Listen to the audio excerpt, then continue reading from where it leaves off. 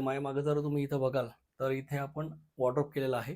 तर ही जी किड्स बेडरूममधलं आहे जे आहे हे आपण पूर्ण इथं ब्लू थीम घेतलेली आहे. तर ह्या बाजूला आपण ओपनेबल इथं वॉर्डरोब दिले आहे. ओपनेबल वॉर्डरोब द्यायचं कारण हे की ह्याच्यामध्ये मेंटेनन्स तुम्हाला कमी येतो.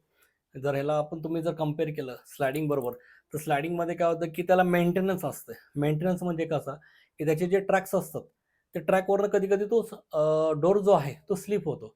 स्लिप व्हायचं कारण हे, की ज्यावेळेस तुम्ही स्लायडिंग वॉर्डरोब बनवताय, तर त्याचे जे डोर आहेत, त्याची जी जाडी आहे ती आहे 25 mm, 25 mm ते जाड असतं. ठीक आहे. आणि हे जे आपण ओपनेबल बनवतो, तर ओपनेबलची ही जी जाडी आहे ही 19 mm असते. तर ही 25 जी आहे ही जास्त हेवी असल्यामुळं कसं आहे, की काही वेळेस त्याला जर समजा व्यवस्थित जर यूज नाही केलं, जोरात आपलं समजा ढकलण्यामध्ये आलं, तर तो ट्रॅक जो आहे ते सोडायचे त्याचे चान्सेस असतात.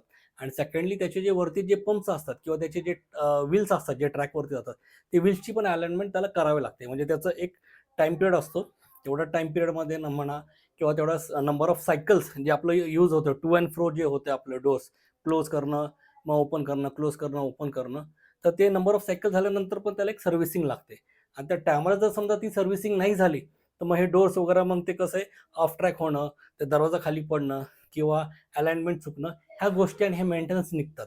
मग ते कसं की आम्ही असं रेकमेंड करतो की इथं किड्स रूम आहे, तिथं तुम्ही ओपनेबल घ्या. म्हणजे कसं की मुलांना हाताला लागायचं म्हणजे भीती पण वाटत नाही आणि सेकंडली ते मेंटेनन्स जो आहे तो इथं कमी होतो.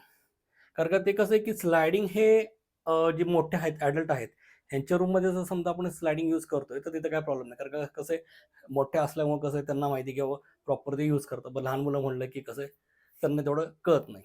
ठीक आहे. आता इथे आपण हे पूर्ण जे हँडल्स वगैरे यूज केलेत, अगेन आपण इथे ॲल्युमिनियम हँडल्स यूज केलेले आहेत. हे पूर्ण सॉलिड ॲल्युमिनियम हँडल आहेत आणि ह्याला पूर्ण ब्लॅक पावडर कोटिंग केलेलं आहे. वरच्या बाजू तुम्ही जर बघाल, तर हे सगळे आपले लॉफ्ट आहेत.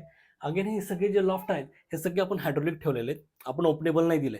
ओपनेबलमध्ये कसं असतं, की समजा तुम्हाला एखादी वस्तू तुम्हाला शोधायची आहे. समजा मग तुम्ही शिडी घेतली, तुम्ही वरती तिथं चढले, ओपन केलं. तिथं नाही भेटलं, की तुम्हाला परत खाली यावं लागतंय. शिडी सरकून परत वरती चढा, ओपन करा.